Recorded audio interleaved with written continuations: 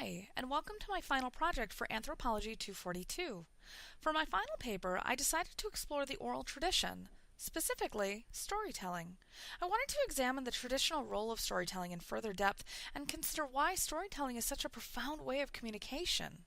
I wish to discuss methods of some of the new and groundbreaking ways that storytelling by Indigenous people of North America is now being made more widely accessible using technology and collaborative efforts on the part of many people.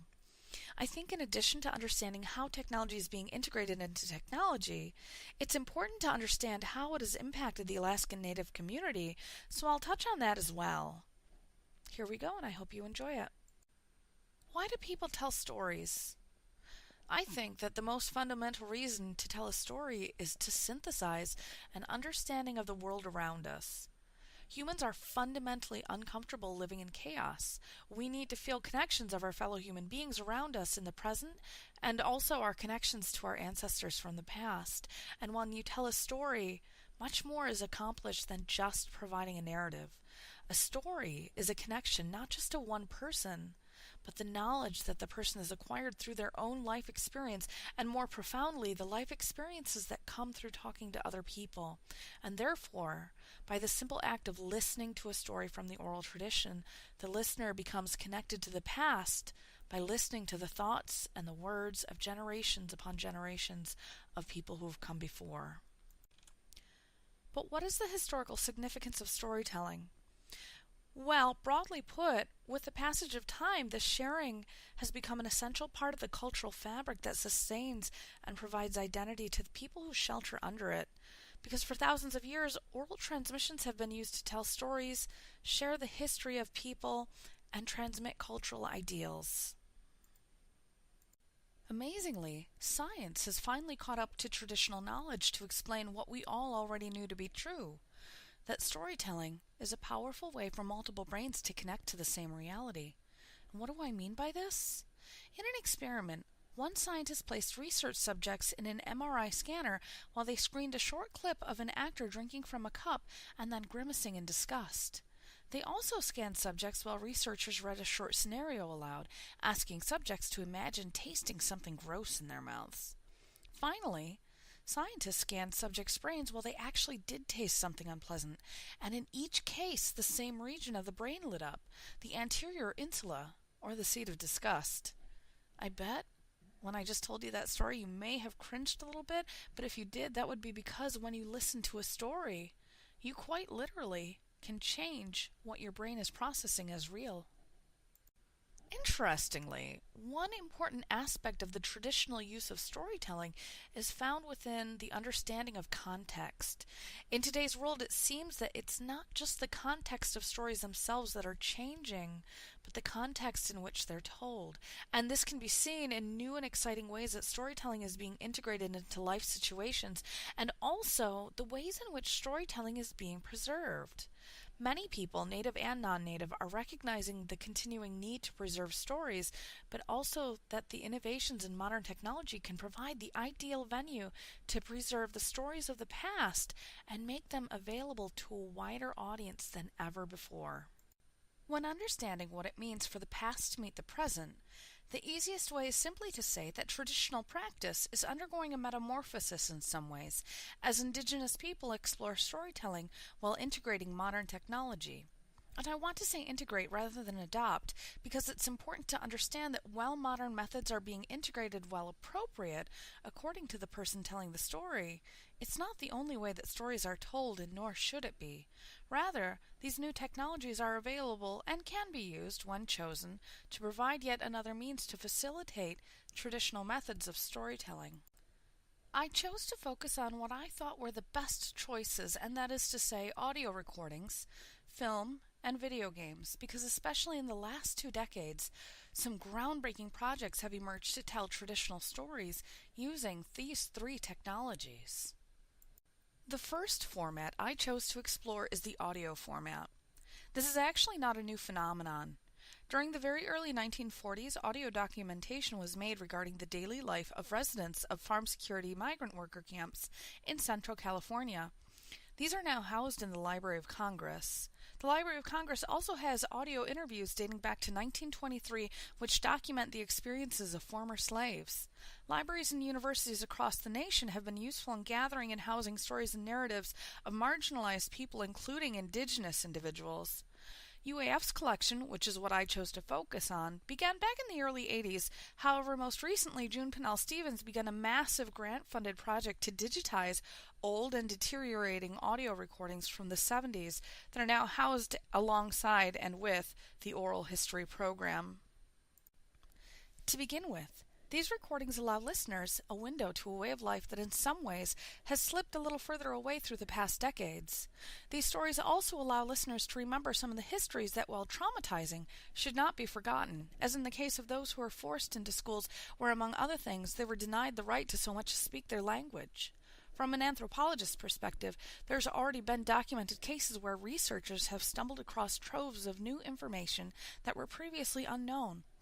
But most of all, the information is essential for those indigenous youth who, without hearing the words of elders, will lose out. Wexler made the point that adults and elders have a clear and helpful way of sense-making around culture that young participants do not. And this underscores the need for more communication between the generations, because access to the stories through audio recording repositories allows a cross-generational perspective, which highlights the importance of teaching young people about the impact of historical trauma and, importantly, how culture can be a sustaining force in their lives. For the second modern format that I chose to focus on, there were 3 film projects that I examined. The first was Adaptation, the Fast Runner, which tells the story of an Inuit myth thousands of years old. This was the first film written, produced, directed, and acted by Inuit. It was actually voted as the best Canadian film ever by the Toronto International Film Festival in their last poll when they asked film insiders and academics to vote. The second was a documentary written and filmed by Carol Geddes in 1981 called Place for Our People, which focused on the wake of massive flooding in the St. James Bay area. Many Cree were displaced to Montreal and the center became a place of tremendous importance. In the final one, I looked in northwestern Alaska at a 3-year film project of over 500 digital stories that were used as a hope kit as part of a suicide prevention program. 79% of participants were saying that they were satisfied with the program, and another 69 participants in the program said that the digital storytelling project was definitely meaningful to their lives. And I chose to use this to examine how stories can also be used not just to educate, but to help and to heal. This is important because in the latter half of the 20th century and the first half of the 21st, Indigenous Americans have been, for the first time, able to take control of their voices through film. And this is an essential thing. For your own story to be told, it is most poignant and most powerful when you are the one telling it. Hearing and seeing yourself through the stories allows a person to look at themselves and to understand what it means to be yourself, to be a community member, to be human. Wexler says that it's really a way to transmit knowledge and establish a venue for collective problem solving, and I agree, but I would add that it's also engaging with one of the deepest and oldest parts that makes us who we are. Video games as storytelling is one of the newest and quite possibly most innovative ways of incorporating technology to tell stories. Never Alone broke this barrier on November 18, 2014, when it became the first video game that incorporated an Inuit protagonist setting out to find the cause of a deadly and unending blizzard. This game uses both English and Inuktitut to guide the player through the storyline, while incorporating indigenous artwork and a traditional story. The game was developed as a partnership with nearly 40 Alaska Native elders, storytellers, and community members who contributed to the development of the game, and incidentally, the game company itself was launched by Cook Inlet Tribal Council in Anchorage, Alaska, and is the first indigenous-owned video game company in the U.S. Video games could arguably be one of the most powerful means of integrating new technology to pass on the oral tradition from the older generation to the younger generation. Unfortunately, this is somewhat of a new field of research, and there are limited articles which discuss how video games have impacted indigenous cultures. However, there is notable research that relates to a concept in video gaming known as interactive fiction. And this shouldn't be confused as equating the original legend as fiction, but just as the closest gaming analogy that conceptually describes the video game, never alone. In an interactive fiction based game, the author uses a software program to create the storyline, and they program movements that permit the player to advance the story and explore the setting. And there's some very interesting observations that have appeared through research.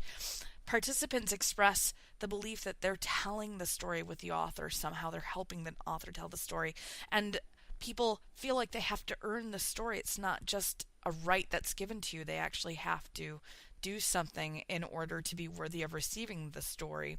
And in addition, the mode of interactive fiction allows its players to become protagonists, and it gives an additional way of finding engagement with the story. And I think that these factors all combine to create a very powerful and engaging storytelling experience for the player. And I think that this is a large reason why kids can sit in front of a video game for hours. They are becoming immersed in what is an ongoing story. I'd like to add a little disclaimer here. These next few slides were actually not part of my paper, or at least they were originally, but I ran out of space in the 8 pages. However, I think that with these new formats, it's incredibly important to be able to discuss some of the concerns and problems that may arise through the use of digital storytelling, because just like with everything else in life, nothing is perfect. Integrating new technologies with storytelling is definitely a very powerful way to experience storytelling. But it's really important to likewise consider that nothing in life is perfect. There are some very notable disadvantages, and there are some very important concerns that should be considered when integrating these. For instance, one of the main disadvantages that I found was that written history, as Hansen says, does not present a dialogue so much as a static recording of the author's recounting of tales.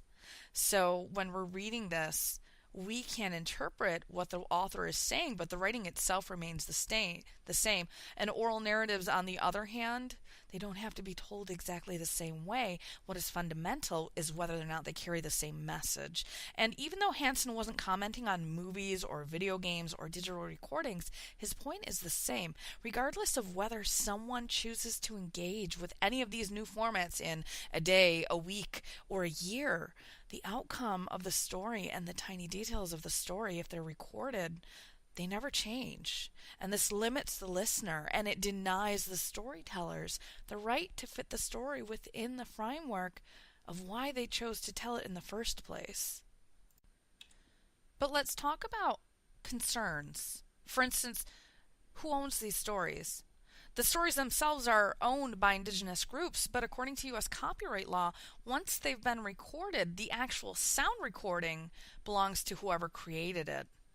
Well, it seems reasonable to expect that whoever's creating these recordings should be compensating the owner of the stories for allowing themselves to be recorded. And that brings us to another issue of compensation, because poverty and employment remains a pervasive issue among indigenous Americans, and many elders and cultural people are not being given due recognition, i.e. they're not being paid in educational institutions for their depth of cultural knowledge. This just doesn't seem right.